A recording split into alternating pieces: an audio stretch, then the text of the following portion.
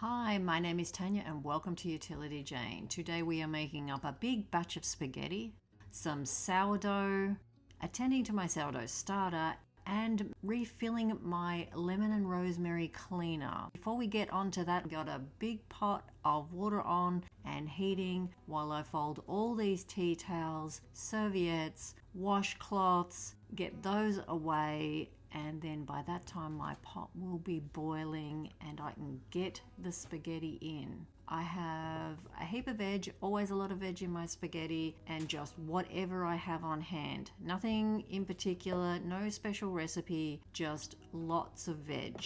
I have some mince that I have pre-cooked in my last video and it's been sitting there, so this spaghetti will come together really fast. This is rainbow chard out of my garden. I absolutely love the color. This is why I grow this and put it in everything, the color.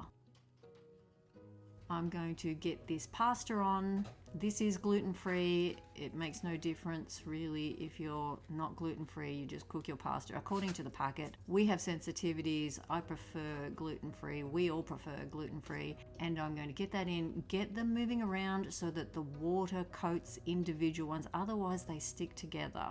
Now, I am going to start with this veg. I start with frozen corn. I'm going to get that in a bowl. I'm going to get all my veggies prepped and they can sit in a bowl and wait until the pasta is cooked. I tend to just cook it all in one pot. I boil the pasta, cut up my veg while that is boiling, have it drained, and then just make the sauce in the same pot. Okay, so we've got lots of carrots going in. I'm cutting them all up so that they're a similar size and they will cook at the same speed. Everything will be ready pretty much at the same time. So I've got some capsicum. Remember to stir the pasta so that it separates and you have no pieces stuck together. Spaghetti is prone to this. Okay, so we've got an onion I'm chopping up so that I can put that in the bowl. My beautiful rainbow chard, and getting that all washed because we don't want any extra things going in the spaghetti. So always adding lots because that cooks down, and yeah, that looks like a lot, but it really cooks down to not much. So I'm going to sit that there until it's all ready, get my space wiped down, stir the pasta again, and just check. I like it quite al dente. I don't like overcooked pasta at all. And there we go. By the time I have all the veg prepped, my pasta is cooked. Get my pot back on, get some oil, and I can now chop my chard while the other veg is cooking. So we get some oil in a hot pot, plenty of olive oil. I've got my veg going in, that's the corn, capsicum, onions, carrot. Get that coated in oil and then I will get my seasonings on them. So, as per usual, seasoned salt. I've got pepper. This is sweet paprika, which I put in everything. I love sweet paprika. Got a little bit of sugar just to caramelize the vegetables. I've got some salt, just plain and sea salt. Give that a stir. Now I did get down some dried basil, which I will put in after fry off the veg. Get that heat up and I will chop all this chard, which will go in much later because otherwise it just ends up nothing. It just cooks down to absolutely nothing. So I'll put that aside. I'll get the veg in the pot cooked off, always keeping my workspace tidy. Get that tossed. Now this is the meat that I pre-cooked. It's got a nice layer of fat and almost like a broth mixed in with the meat. I'll get all that in and I will use what I need, and then the rest I will put into bags and put it in the freezer, which then is another meal ready to go. Get that meat mixed in with the vegetables, getting that heated up. Here I am, I'm going to put the leftover meat into some bags.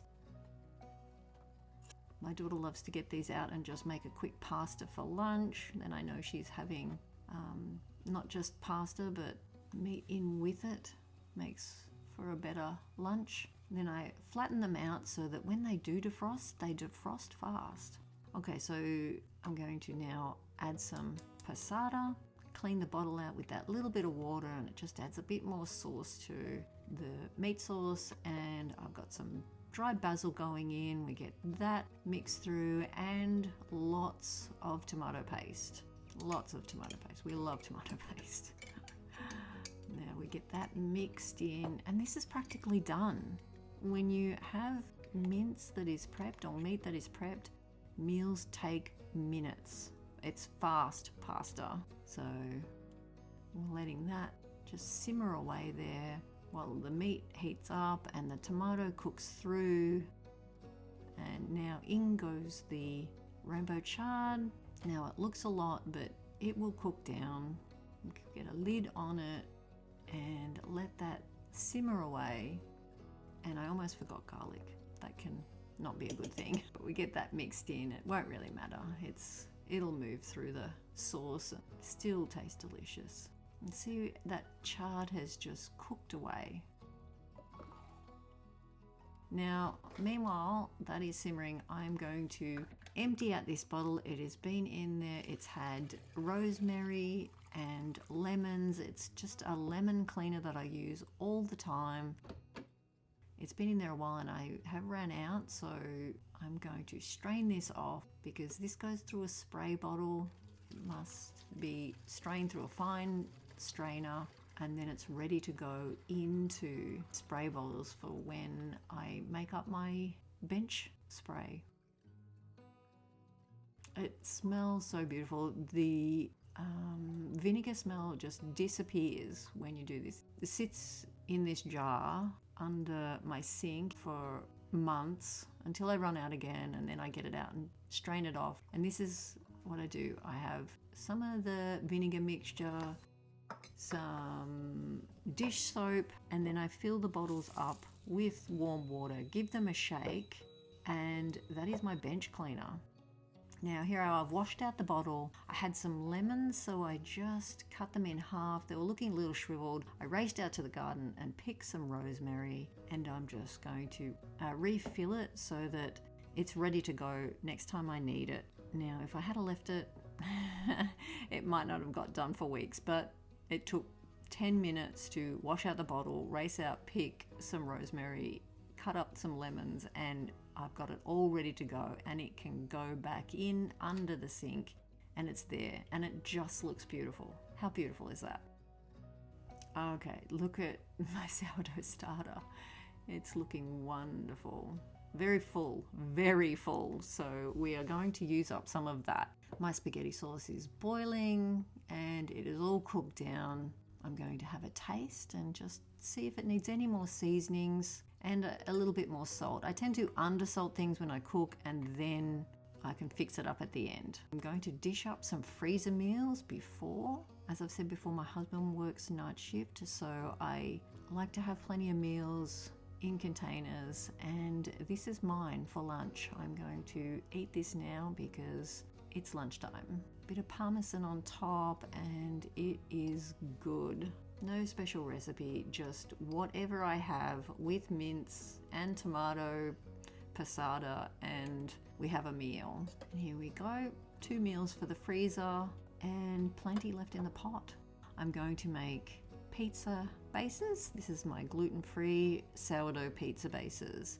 This is the sourdough starter. I'm putting it in a bowl with some water. I'm always testing how I do this, just trying different ways, starting, putting this in a bowl, putting sugar in, putting water in. Sometimes I'll use milk, sometimes I'll use maple syrup, sometimes I'll just put it all in the mixer bowl and just mix it up. It just depends how long I have before I want to use the bases.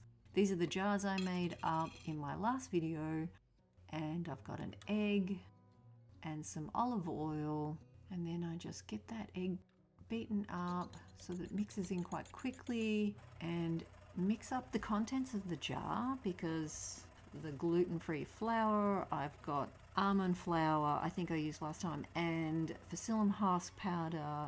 I'm going to get the egg and the olive oil mixture in, and get that moving.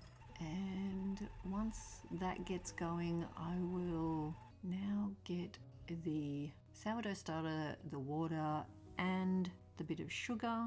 We'll get that kneading. It's coming together. I'm using the dough hook. I have mixed feelings about the dough hook. I hate that I have to push it down. When I use the other attachment, it works so much better at the start. But you know, the dough hook does work towards the end once it comes together.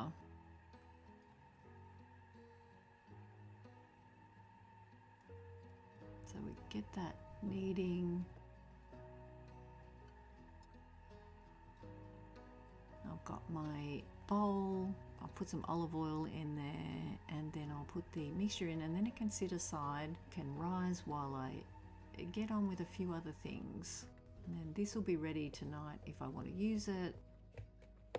Put some olive oil on top. My recipe changes every time, and I just try different things and see what works out best. Here we go. I'm going to make another batch. Some more sourdough starter. Got the last little bit out of it. I have another jar in the fridge with some starter in it, so I can use down to the last little bit if I need to, but that will take off again. Get that into a bowl, doing the same process, some sugar and some water. Give that a mix. Got my egg and I've got some butter. Get that mixed up. And I'm going to put butter in. Now the sourdough starter with the water and the sugar. Pushing it down to get it mixed in.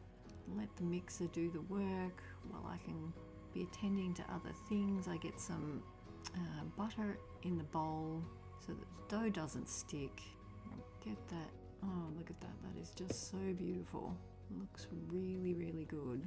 Now I'm going to feed up. This is what I said. I have another jar in the fridge, and I'm just going to take some out of it and put into a clean jar so that I can start that off again.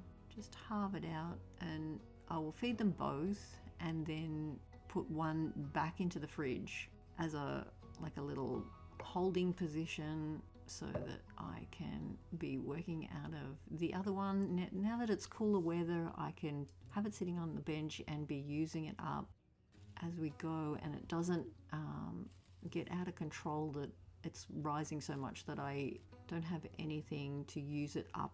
This one mixed up, and then we'll mix up the other one. If I get to this point and I have a lot of doughs made and I don't need it, they both will go into the fridge and sit in there until, you know, the end of the week, the start of next week, and then I'll get them out and feed them up. Yeah, this one looking quite good. I'll get that covered and clean down my area.